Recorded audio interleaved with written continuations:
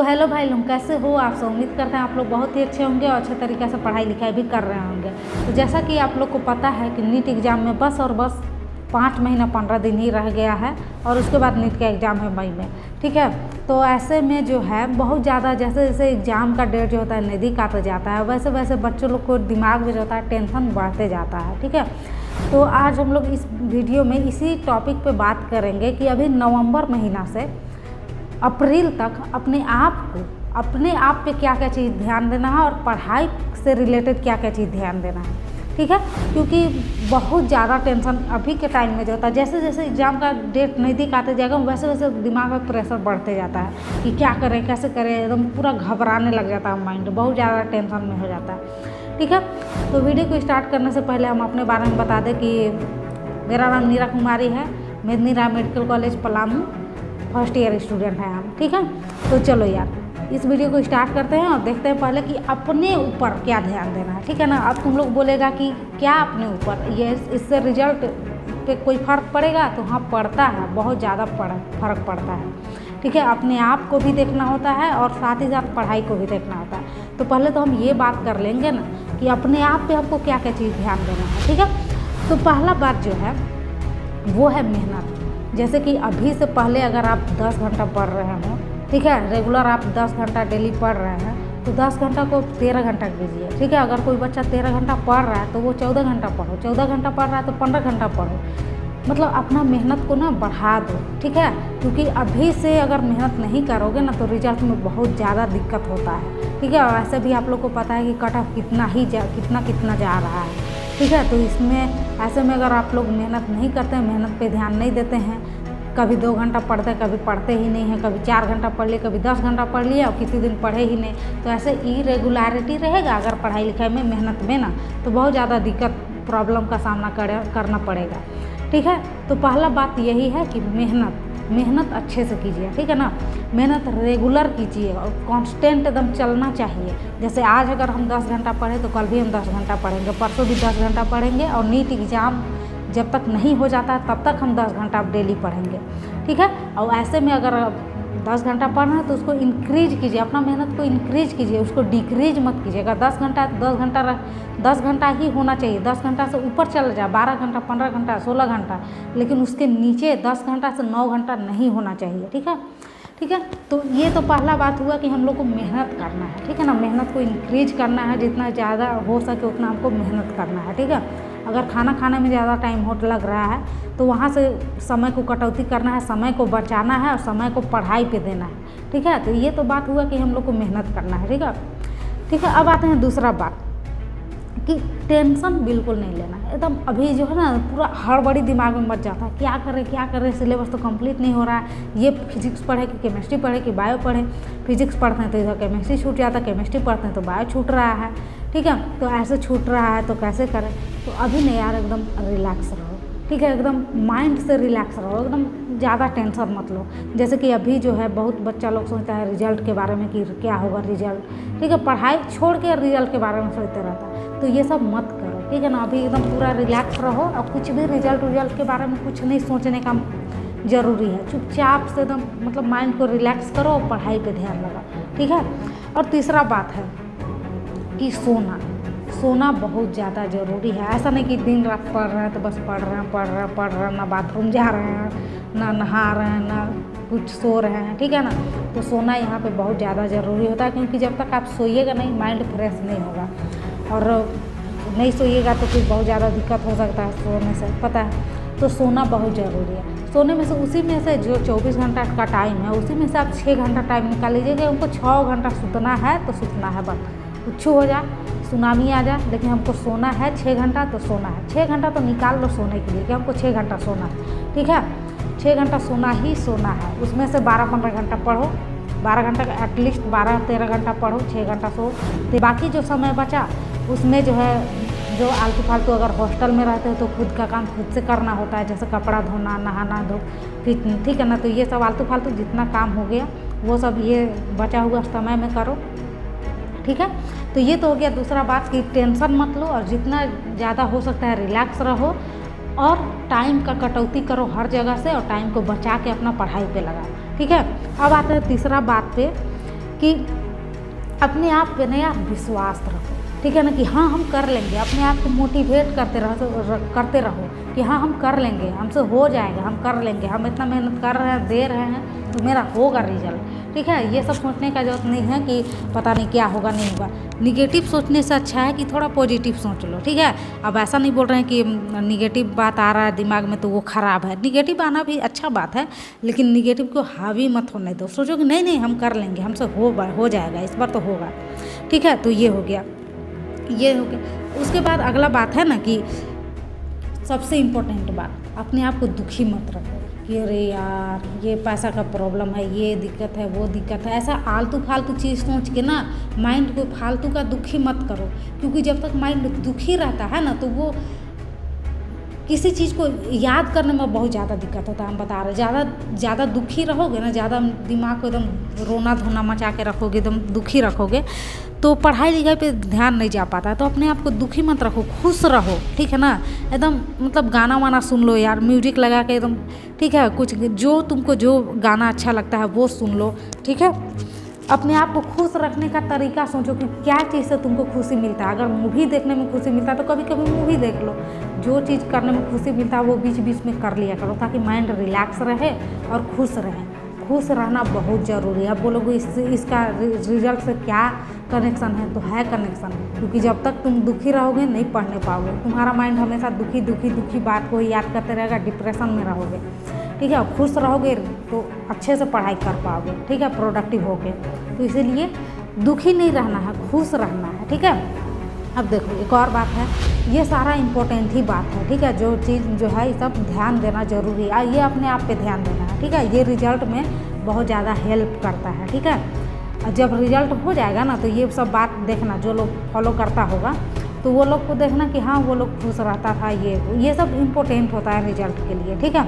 अब देखो एक और चीज़ जो है, बहुत बच्चा जो होता है यूट्यूब पे वीडियो देखता है कि 720 में 720 कैसे लाए, ठीक है। एक वीडियो देखा, उसके बाद उससे मन नहीं भरा तो दूसरा का वीडियो देखेगा, फिर उससे मान लो उसको अच्छा लग गया तो वो रूल को फॉलो करेगा। वो रूल 2 दिन मान लो उसको फॉलो किया, 2 दिन, तीसरा का दिन फॉलो नहीं हुआ।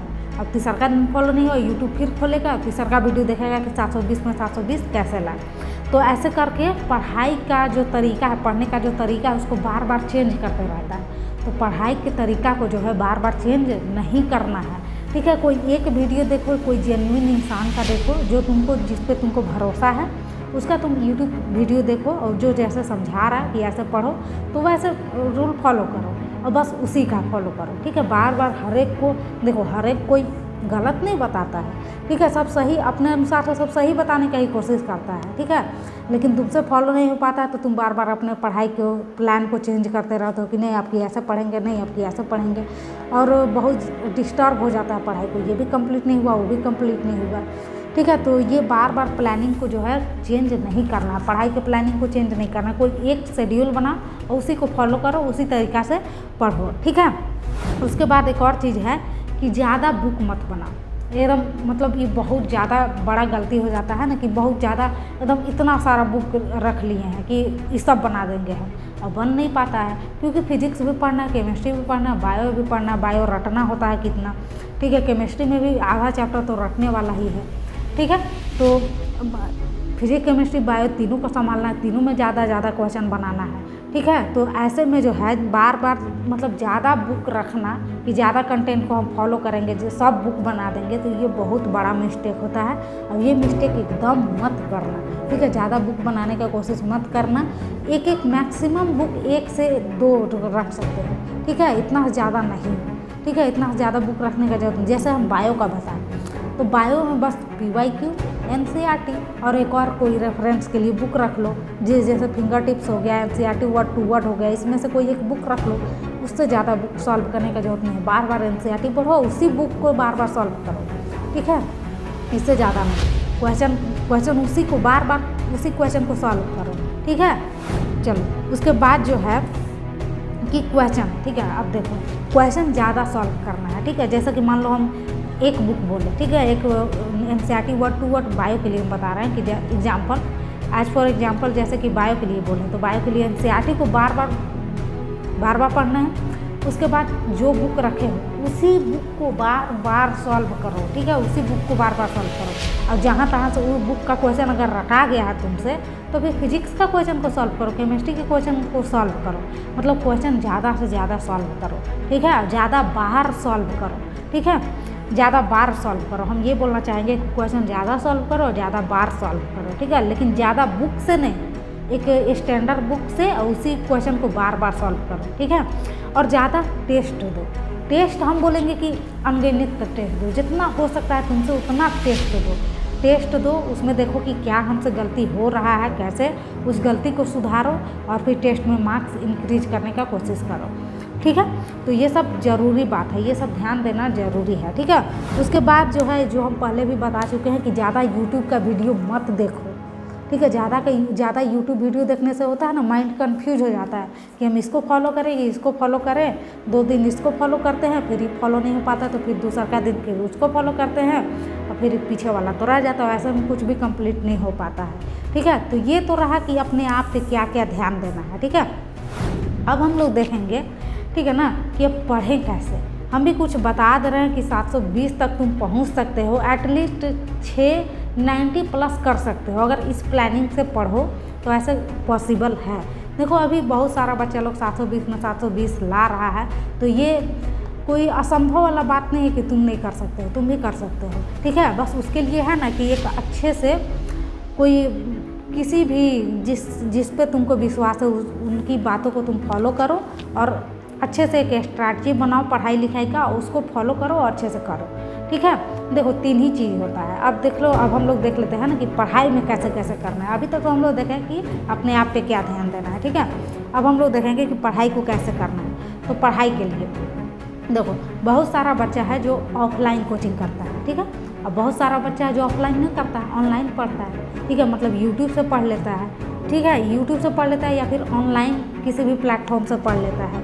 तो देखो, जो जहाँ से पढ़ रहे हो ना, तो पहला चीज़, जहाँ से पढ़ रहे हो वहाँ तो क्लास हो रहा होगा, और क्लास हो रहा होगा तो चैप्टर कंप्लीट हो रहा होगा, तो तुम वहाँ से चुपचाप क्लास करो, ठीक है। क्लास जैसे ही ख़त्म होता है, तीनों सब्जेक्ट का करना चाहते हो तीनों का करो, जितना क्लास हो रहा है क्लास करो, और क्लास के जस्ट बाद नोट रिवाइज करो, ठीक है। नोट में जितना फार्मूला बताया गया, नोट्स में जितना क्वेश्चन बताया गया या नोट्स में जितना कंसेप्ट बताया गया, ठीक है, वो सबको रिवाइज कर लो, एक बार उसको जो है पढ़ लो, अब पढ़ के नोट्स को चुपचाप रख दो। अब दूसरा पार्ट आता है, ये तो हो गया क्लास का। अब दूसरा पार्ट ये आता है अपना सेल्फ स्टडी, ठीक है, कि अपना हम क्या करें। तो अपना होता है टेस्ट। हम तो बोलेंगे कि टेस्ट को पकड़ो, ठीक है। जैसे कि टेस्ट पकड़ने के क्या मतलब है कि कोई भी 4 चैप्टर 5 चैप्टर जैसे भी है, ठीक है, हर 3 दिन 4 दिन में जो है टेस्ट दो, ठीक है। हर 2 दिन, जैसे कि देखो हम क्या बोल रहे हैं कि कोई भी 2 चैप्टर को पकड़ो, कोई भी 2 चैप्टर या 3 चैप्टर जैसे तुमको लग रहा है, 2 या 3 चैप्टर, मैक्सिमम 3 चैप्टर पकड़ो, ठीक है। 3 चैप्टर लिख लो कि ये चैप्टर और वो तीनों चैप्टर, और देखो कौन सा चैप्टर को पकड़ना है, जो तुम्हारे क्लास में पढ़ाई हो चुका है, ठीक है, जो तुम्हारा क्लास में पढ़ाई हो चुका है वो चैप्टर को लिखो। दूसरा पार्ट में हम बता रहे हैं, ठीक है, वो चैप्टर को लिखो और वो चैप्टर का जो है ना थ्योरी पढ़ लो। जैसे कि मान लो कि बायो का हम 2 चैप्टर लिखें कि living world, biological classification, plant kingdom, 3 chapter लिखें, ठीक है, कि ये मेरा क्लास में पढ़ाई हो गया। ये तीनों को टेस्ट वाला पार्ट में लिखें, तीनों का, ठीक है। अब ये तीनों का हम एनसीईआरटी पढ़ेंगे पहला बार, जो इम्पोर्टेंट है, पहले थ्योरी इसका अच्छे से कर लेंगे। उसके बाद जितना हो सकता है ज़्यादा क्वेश्चन प्रैक्टिस करेंगे, ठीक है। क्वेश्चन प्रैक्टिस करो, थ्योरी कर लिए, क्वेश्चन प्रैक्टिस कर लिए। उसके बाद जिस दिन तुम डेट रखे हो कि इस दिन हम टेस्ट देंगे, उस दिन तुम टेस्ट दो, ठीक है। मान लो 3 चैप्टर है तो 3 दिन का गैप रखो, ठीक है। मान लो 4 चैप्टर है तो 4 दिन का गैप, अपने अनुसार तुम अपने अनुसार देखो कि हम एक दिन में कितना चैप्टर पढ़ पाते हैं क्लास के साथ। जैसे क्लास करके हैं, नोट रिवाइज कर रहे हैं, उसको रख दिए। उसके बाद हम अपने टेस्ट के लिए 3 चैप्टर सेलेक्ट किए हैं तो 3 दिन का गैप रखते हैं। 3 दिन में हम उसका थ्योरी पढ़ लेंगे, उसका क्वेश्चन सॉल्व कर लेंगे और फिर उसका टेस्ट देंगे। बस इतना ही करना है, ठीक है, और कुछ नहीं। जैसे कि तुम क्लास देखो, अब इससे तुम्हारा सब चीज़ कंप्लीट हो जाएगा, ठीक है ना। क्लास के साथ जो है सारा चैप्टर तो ख़त्म हो जाएगा। सारा चैप्टर तो फरवरी तक एटलीस्ट तो सर लोग करवा ही देते हैं। तो सारा चैप्टर तो ख़त्म हो जाएगा। और इधर साइड जो तुम्हारा अपना सेल्फ स्टडी वाला है, तो वो जब तुम टेस्ट दोगे तो टेस्ट के अनुसार से तुम्हारा अपना ख़त्म हो जाएगा। तो तुम एक अपना लिमिट रखो कि कितना हमको कितना दिन में कितना कितना मतलब कितना दिन हमको टेस्ट देना है, ठीक है। तो ये सारा बात जो है अपना ध्यान रखना है। ऐसे तुम फॉलो करोगे ना तो तुम 720 में 720 ला सकते हो, ठीक है। देखो हमको तो समझाने वाला यार कोई नहीं था, ठीक है। हम यूट्यूब पे ऐसे ही बहुत सारा गलती किए हैं। यूट्यूब पे वीडियो देखते रहते थे दिन रात कि कैसे पढ़ें, कौन कौन सा बुक फॉलो करें, ये वो फलान ढिकान, बहुत सारा यूट्यूब पे वीडियो देखते थे और इसी में हम कंफ्यूज हुए रहते थे कि कैसे पढ़ें। और ऐसे में ना बहुत सारा टाइम ख़त्म हो गया था और बाद में रियलाइज़ हो गया कि अरे कोई एक ही फॉलो करना चाहिए था और किसी एक से ही ख़त्म करना चाहिए था। लेकिन जैसे तैसे हम आ गए कॉलेज में, ठीक है, भगवान का शुक्र है। लेकिन तुम लोग ये गलती मत करो, जो अपने आप पे ध्यान देने वाला जो बात है वो ज़रूर फॉलो करना और पढ़ाई वाला भी, ठीक है। अब बहुत सारा बच्चा लोग पूछेगा या बहुत सारे बच्चों लोग का प्रॉब्लम ये दिक्कत होगा कि अभी तक भी हमको समझ नहीं आया कि कौन सा बुक फॉलो करें, कहाँ से क्वेश्चन पढ़ें, कहाँ से थ्योरी पढ़ें। तो एक वीडियो में ये सारा चीज़ बताना मुमकिन नहीं है क्योंकि वीडियो बहुत ज़्यादा लंबा हो जाएगा। तो हम इसके लिए एक नेक्स्ट वीडियो बना देंगे जिसमें हम ये बताएंगे, और कल ही बना देंगे, जिसमें ये बता देंगे ना कि कहाँ से तुमको क्वेश्चन सॉल्व करना है, कौन सा बुक से क्वेश्चन सॉल्व करना है और कौन कौन से, अगर तुम ऑनलाइन पढ़ रहे हो, ठीक है, जैसे कोई प्लेटफॉर्म पे नहीं पढ़ रहे हो, कोई टीचर्स कोई इंस्टीट्यूट में नहीं पढ़ रहे हो, ठीक है ना, एकदम अपने आप पे हो, तो यूट्यूब से तुमको कहाँ कहाँ से वीडियो देख के सारा सब सिलेबस कवर करना है, ठीक है। तो वो नेक्स्ट वीडियो में हम लोग करेंगे। तब इस वीडियो में इतना ही, मिलते हैं अगले वीडियो में और उम्मीद करते हैं कि इस वीडियो से आप लोग को कुछ जानने सीखने को मिला होगा, ठीक है। तो ये वीडियो में इतना ही, मिलते हैं अगले वीडियो में, ठीक है, एक नए इन्फॉर्मेशन के साथ। तब तक के लिए जय हिंद, जय भारत।